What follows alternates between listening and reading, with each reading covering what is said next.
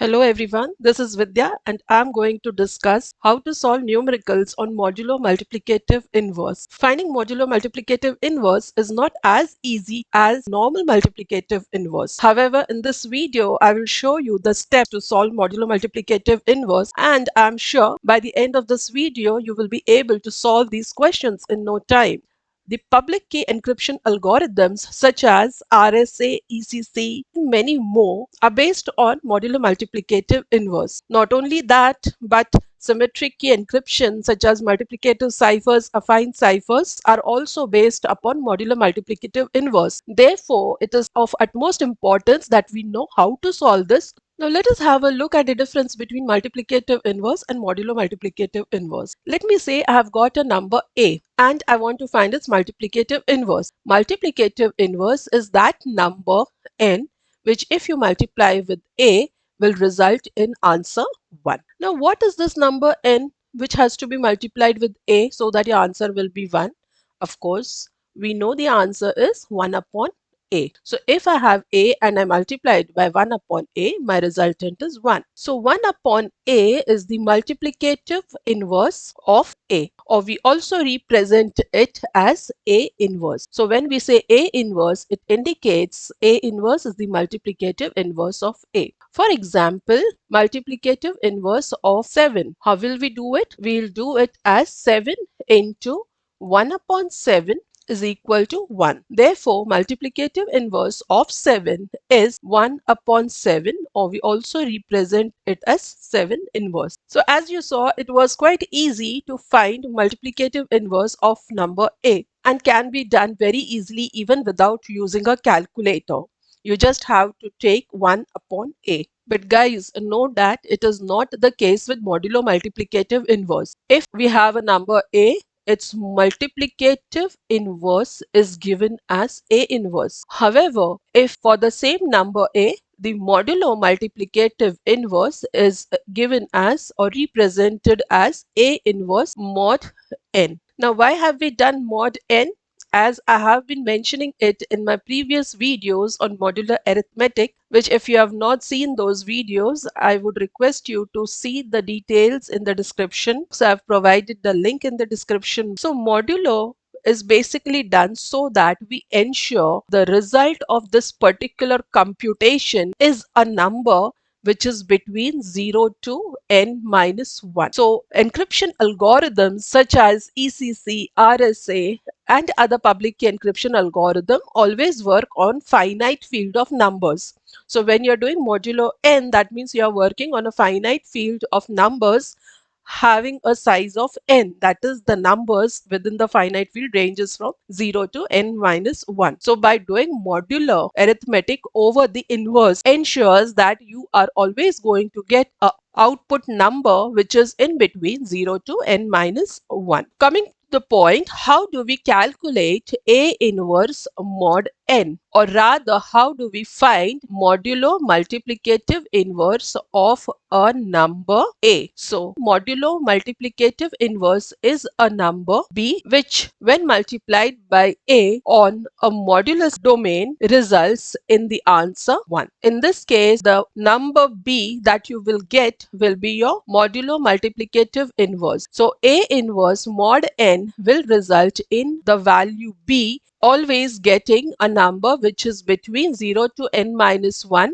because your computations are based on modular arithmetic. So with this discussion, let us revise on what we understood about modular multiplicative inverse. So if we have a number A, the modulo multiplicative inverse of A is represented as A inverse mod n, which is basically our answer B. Now what is this value B? It is basically that number which when multiplied by A on a modular domain will result in output 1. So if I see this in detail, it is nothing but A mod n. If you multiply it with A inverse mod n results in 1 mod n. Now let us note down one difference between a multiplicative inverse and modulo multiplicative inverse. Let us say we are asked to find multiplicative inverse of 2. You all know multiplicative inverse of 2 is equal to 1 upon 2, which is 0.5. While the answer of modulo multiplicative inverse of 2 mod 5 will be different than modulo multiplicative inverse of 2 mod 7, the answer will be different than the modulo multiplicative inverse of 2 mod 3. So every time the mod value changes, your answer will be different. Always the multiplicative inverse of 2 is 0.5. However, that is not the case with modulo multiplicative inverse. If you're taking modulo multiplicative inverse of 2 mod 5, the answer will not be the same as modulo multiplicative inverse of 2 mod 7. The answer of modulo multiplicative inverse of 2 mod 7 will be different than the modulo multiplicative inverse of 2 mod 13. So the answer modulo multiplicative inverse will depend upon what is the value of the mod that you are taking. Now let us come to the main part of the video. We'll see how to solve a variety of numericals now based upon modulo multiplicative inverse. Let us take this first question. So we have to find phi inverse mod 14. In order to jot down the steps of computation, I'll write this phi inverse mod 14 as A inverse mod n. Let us first write down the steps here and then proceed with solving the question. First step is we'll check if n is greater than A. If the answer to this is yes, then you go with the second step, that is you do n plus 1 divide by a and check out if you are getting a integer. If you don't get an integer, if you get a fractional number, there is some other method to be solved which I will discuss in the coming slide. Now, if you get the integer itself is your final answer. So A inverse mod n will basically be the value that you get here in the form of integer. Let us check out with this question now. So the first step is to check if n, that is 14, is greater than 5. So the answer is yes. So then we go to the next step. We perform n plus 1. What is n? N is 14 plus 1 is 15 divided by 5 and it results in answer 3. So 3 is a integer. Therefore, we stop here and we get our answer here itself. So phi inverse mod 14 is equal to 3. Now this answer also indicates one more thing. It's not only that phi inverse mod 13 is 3, but even if you take 3 inverse mod 14, the answer comes out to be 5. So this particular expression indicates two things. Phi inverse mod 14 is 3. Also 3 inverse mod 14 is 5. Let us check this out in our next slide. So 3 inverse mod 14. What is the answer we should get? We should get 5, because in the previous slide we got phi inverse mod 14 is equal to 3. So this also means that 3 inverse mod 14 is 5. Why it is so? Because when you do 5 into 3 mod 14, that is 15 mod 14, the resultant answer is 1. So modular inverse of number A is that number B which when you multiply with A results in answer 1. So phi modular inverse of phi is 3 and modular inverse of 3 is 5. Let us see how to solve this. So we have 3 inverse mod 14. The first step is we have to check if 14 is greater than A. Yes, it is greater than A. Then you perform for n plus 1 divided by A, that is 15 by 3, and the answer is 5. Since we get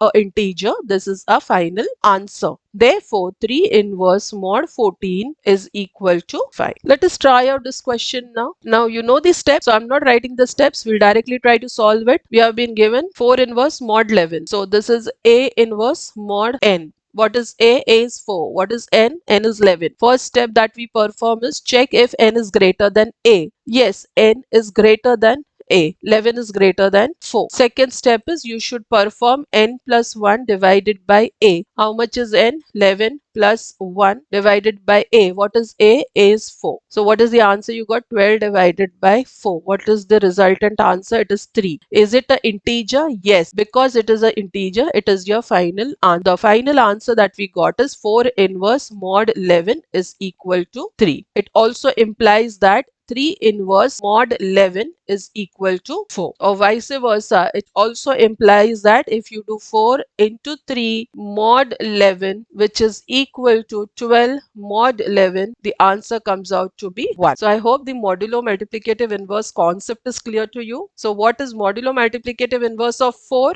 It is 3.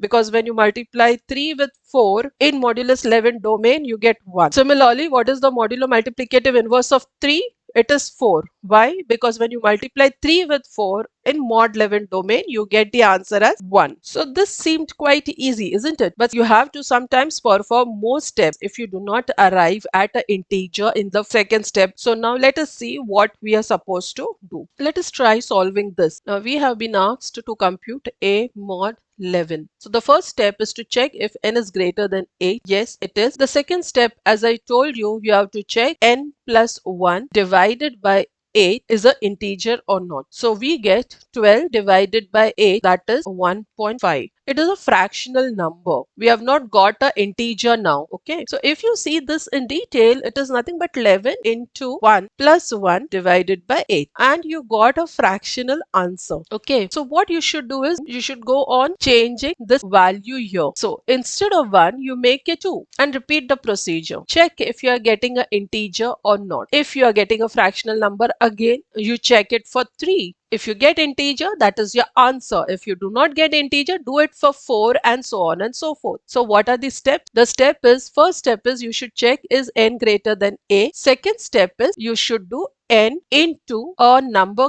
k plus 1 divided by a. So previously I told you just do n plus 1 divided by a, because maybe we'll get the answer in the first step itself. But if you don't get the answer in the first step, that is if you get a fractional number in the first step, then you have to go ahead. So what you have to do, instead of taking n plus 1, you do n into k plus 1 divided by a. So k, you should try different values. Put 1, put 2, put 3, put 4 and so on till you get a integer. The moment you get an integer, that integer is your final answer. Okay. So with these steps, let us now again approach this question. So first check if n is greater than a. Yes, it is. In the second step, you perform n, that is 11, into k. Now k will be 1, 2, 3 and so on and so forth. So first I'll take 1 plus 1 divided by a, that is 8. So we got 12 divided by 8. What was the answer of 12 divided by 8? We got 1.5. Because it is a fractional number, it did not satisfy a criteria. Then again let us check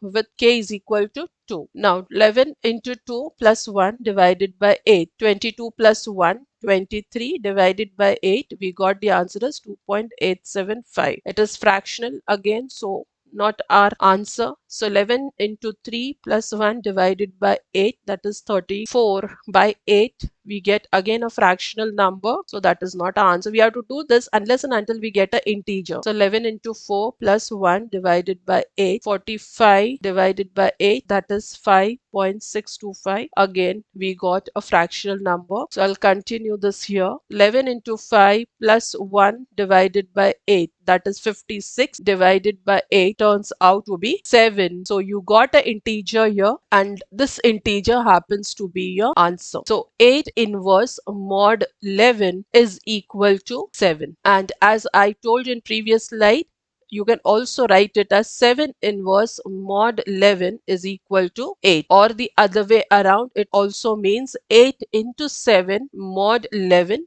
is equal to 1. So what are the steps that you are going to do? You are going to check if n is greater than a. If n is greater than a, then do n into k plus 1 divided by a for different values of k, that is 1, 2, 3, 4 and so on till you get integer. Now you have to note one thing here, that whatever I'm teaching to solve modulo multiplicative inverse is a naive kind of a method. Whenever we are solving a bigger questions like in RSA, or we require it in Chinese remainder theorem, or we require it in elliptic curve cryptography, Diffie-Hellman key exchange, most of the places we require modulo multiplicative inverse. So this is a quick approach to solve it. But when you're doing it on a computer, the actual standard algorithm that we use is called as extended Euclidean algorithm. Okay, so the actual approach to finding modulo multiplicative inverse is by solving extended Euclidean algorithm. So this is just a quick approach. Now let us go ahead with solving more such kind of questions. Let us say I want a mod 35, and now you all are pro in all these steps. Okay, I'll just write down the steps here. First, you have to check if n is greater than a. Second step is you have to do n into k, which is a variable number. You change it from 1 to 2 to 3 and 4 and so on and so forth till this division of n into k plus 1 divided by a results in a integer value. Then this integer happens to be your answer. So we have to perform these steps.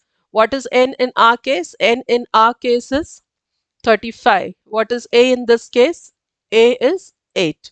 Now let us quickly do the steps. So 35 is greater than 8. So we directly go to solving step 2. So 35 into k. K is, let us say, first we take 1 plus 1 divided by 8. So how much do you get? 36 divided by 8. What is the answer? 4.5. Is it an integer? No, it is fractional. So this is not my answer. Then what do I do? So this number now you have to keep on changing. So we do 35 into 2 plus 1 divided by 8. What is the answer? 71 divided by 8. That is 8.875. Did you get an integer? No. So go ahead with next value of k. So 35 into 3 plus 1 divided by 8. What is the answer? 106 divided by 8. It is again a fractional number. So 35 into 4 plus 1 divided by 8. That is 141 by 8. That is 17.625. Again a fractional number. So 35 into 5 plus 1 divided by 8 is equal to 22. So we got a integer here, and so this integer is basically my answer. So 8 inverse mod 35 will result in 22. You can check out these answers on online calculators. You Google search online modulo multiplicative inverse calculators, put the value of a, put the value of mod, and see what is the answer. So you can ensure that these answers are correct. Now this also indicates that 22 inverse mod 35 is equal to 8. Now I would also suggest you to go online and check for online modulo multiplicative inverse calculators. There are calculators available online. You can put the value of a and modulus and check out all these answers so that you are rest assured that whatever you are solving is correct. Now let us see what is different in this particular question. So in this particular question, n is 7, a is 40. Therefore, my first step, which is to check if n is greater than a, that itself does not satisfy. In this case, n is less than a. So if you try solving it by doing n into k plus 1 divided by a, you have to go long way. You have to use many values of k because n is a small number. So k, you have to try out many values of k, 1, 2, 3, 4, and so on and so forth. You have to go a long way. So what do we do? So this step is as it is, but before that you have to perform something more. So let us see the steps and then we'll solve it. So first is, because n is less than a, the step that you're going to perform is, rather than directly finding 40 inverse mod 7, you first find 40 mod 7. Now how to find 40 mod 7, I have explained it thoroughly in my video of modular arithmetic. I will request you to go and visit that video so that you'll get a hold on solving all these kind of questions. However, quickly I'll solve it here so that you know how to do it. So 40 mod 7 basically is solved as you take 40, you divide it by 7. So 7 into 5 is 35. The remainder is 5. So 40 mod 7 is basically the remainder obtained by dividing 40 with 7. So the remainder is 5. So this is my answer here for 40 mod 7. instead of finding 40 inverse mod 7, we are basically finding phi inverse mod 7 because we have directly reduced 40 to phi. Now our n is 7 and a is phi. So our criteria that n has to be greater than a satisfies. And now we can go ahead with the same steps, that is doing n into k plus 1 divided by a. Because our n was less than a, we have to first reduce a by doing 40 mod 7. When we did 40 mod 7, our answer was phi. So phi becomes a new a now. So instead of finding 40 inverse mod 7, it is same as finding phi inverse mod 7. And since n is now greater than a, we adapt the same steps that we had seen in the previous slide. So the steps that I just discussed, I have written it down over here. So with this guideline, let us try to solve this question here. So in this case, we are asked 40 inverse mod 7. And since our n, which is 7, is less than our a, which is 40, the first step that you have to perform is 40 mod 7.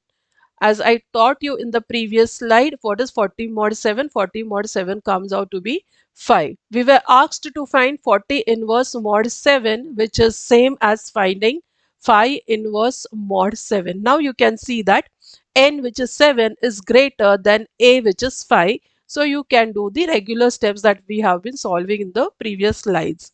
So what you are supposed to do, you are supposed to take n multiplied with different values of k. Let me say I first use k as 1, then add 1 to it and divide it by a, which is 5. So here in this case, instead of a, I have written it as b because a mod n, I've assumed the answer here to be b. Therefore, I've written here as b.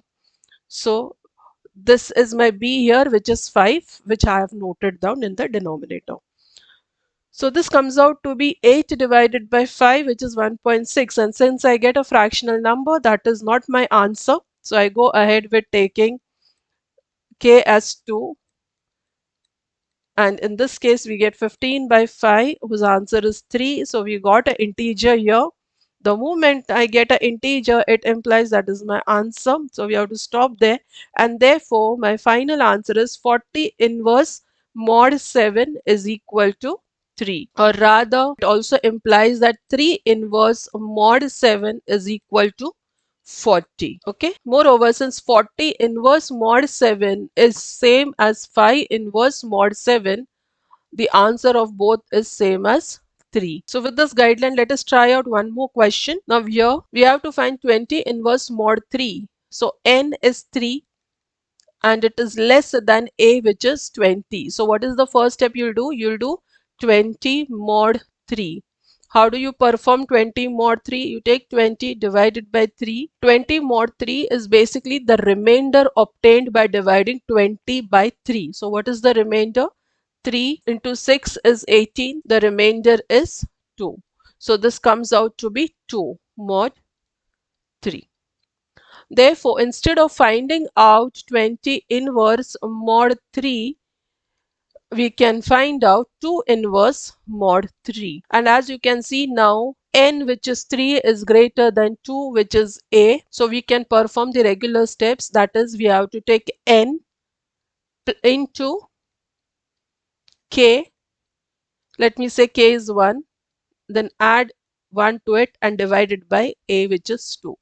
So this is 4 divided by 2. My result is 2. So directly in the first step, I got the answer as an integer and this is my answer. Therefore, I got the answer of 20 inverse mod 3 as 2. And since 20 inverse mod 3 is also same as 2 inverse mod 3, the answer of 2 inverse mod 3 is also 2. However, modular multiplicative inverse is solved using a standard algorithm which is called as extended Euclidean algorithm. So keep this in mind. Second thing is, all the questions that I had taken were of kind where the greatest common divisor of a and n was 1. So modulo multiplicative inverse of a mod n exists only and only if the GCD of a and n is 1. GCD is greatest common divisor. If it is not equal to 1, it indicates that a inverse mod n does not exist. So you will not arrive at any answer if the GCD of A and n is not equal to 1. So in order to get the answer of A inverse mod n, it is necessary that both of these numbers should have a common greatest divisor, which is 1. If it is not so, then